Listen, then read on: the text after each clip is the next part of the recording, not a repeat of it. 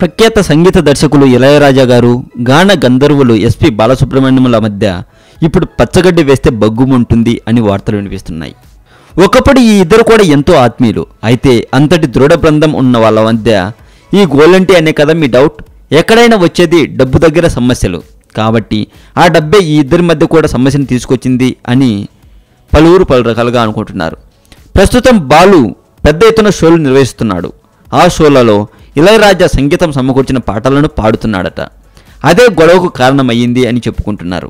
ఇంతకుముందు ఇళయరాజా కూడా షోలు చేశాడు. వాటిలో పాల్గొనాల్సిందిగా బాలుని కోరారట.